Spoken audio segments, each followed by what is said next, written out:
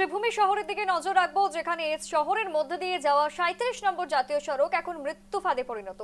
NHIDCL কর্তৃপক্ষের গাফিলতির কারণে সড়কের অবস্থা দিন দিন আরো ভয়াবহ হয়ে উঠছে। শহরের রবীন্দ্র সদন বালিকা মহাবিদ্যালয় থেকে শুরু করে পৌরসভা কার্যালয়ের সামনে বিস্তৃত সড়ক, পাশাপাশি সেটেলমেন্ট, ঈদগাহ পয়েন্ট, সব জায়গায় একই ছবি। বড় বড় গর্ত যেন পুকুরের মতো সড়কের মাঝখানেই তৈরি হয়েছে।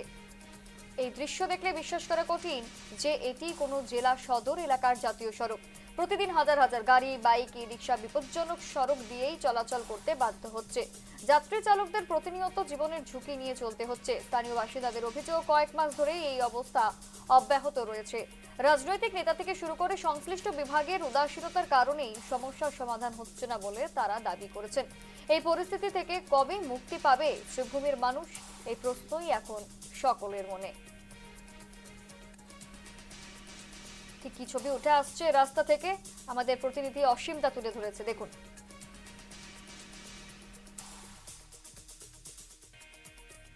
মরণফান্দে পরিণত হয়েছে শ্রীভূমির 37 নম্বর জাতীয় সড়ক, শহরের একমাত্র অতি গুরুত্বপূর্ণ পথ। আর এই পথের অবস্থা অতি ভয়ঙ্কর, কেননা এই যে জাতীয় সড়ক, সেই জাতীয় সড়কের উপরে কিন্তু পুকুরের মতো গর্ত হয়ে গেছে, যার কারণে এখানে প্রায় দিনই কিন্তু দুর্ঘটনা সংঘটিত হচ্ছে।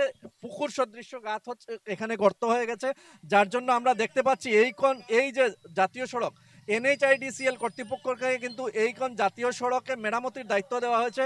কিন্তু এনএইচআইডিসিএল যেহেতু ভারতমালার কাজ হচ্ছে এবং এনএইচআইডিসিএল এই যে 37 নম্বর রাষ্ট্রীয় জাতীয় সড়ক, সেটা মেরামতির দায়িত্ব এনএইচআইডিসিএল। কিন্তু এনএইচআইডিসিএল দেখা গেছে সেই যে জাতীয় সড়কের কোনো মেরামতির কাজে ওনার কোনো কানসার নাই, যার জন্য ভয়ঙ্কর পরিস্থিতির সৃষ্টি হয়েছে।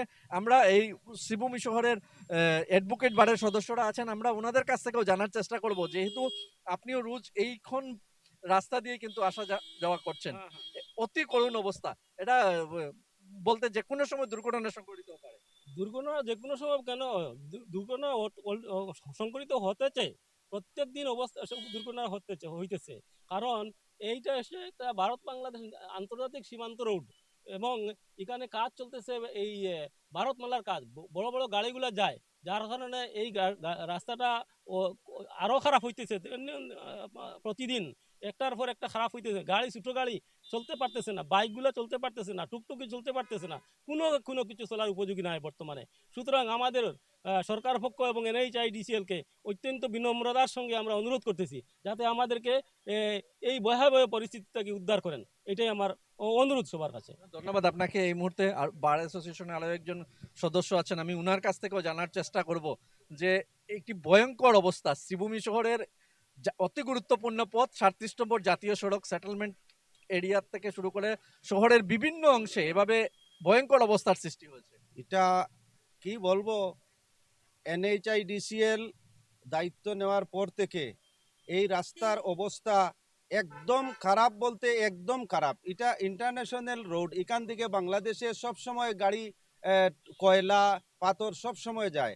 রাত্রে যে ওভারলোড ট্রাক যায়, এটার দিকে ওরা খেয়াল করে না। রাস্তা ভেঙে নষ্ট করে যায়। রাস্তার দিকে হাঁটার মানে গাড়ি চলাচল, ডেইলি অ্যাক্সিডেন্টের মুখীন হয়ে মানুষ চলাফেরা করছে, মৃত্যুর সঙ্গে লড়ে মানুষ যাচ্ছে। কিভাবে মানুষ যাবে? আমি করিমগঞ্জ জেলার সব দলের কর্মীদেরকে অনুরোধ করব, অন্ততপক্ষে 20 জন মিলে এই অফিসটাকে ঘেরাও করে অতি সত্বর রাস্তাকে মেরামত করার জন্য আমি করজোরে আহ্বান জানাচ্ছি। দেখা গেছে যে প্রায়ই ওরা মেরামতির নামে কিছু মাটি ফেলে দেয় বা পাথর ফেলে দেয়, যেটা আরো দুর্ঘটনার কারণ হয়। হ্যাঁ, মাটি ফেলার পরে লাস্ট পরশুদিন কিছু মাটি, 2-3 ট্রাক মাটি ফেলেছে। আরো মাটি ফেলার সঙ্গে সঙ্গে বাইকের চাকা স্কিড করে গিয়ে অ্যাক্সিডেন্ট হয়। 2-3টা টুকটুকির লাস্ট নাইট আমি দেখেছি অ্যাক্সিডেন্ট হয়েছে। তো এটা কি বলবো, আমাদের দুর্ভাগ্য। আমাদের সরকার পক্ষের কাছে অনুরোধ, যত তাড়াতাড়ি হয় এই রাস্তাটা মেরামত করে দিন, আর মানুষের জীবনটা বাঁচার জন্য আপনারা সহযোগিতা করুন।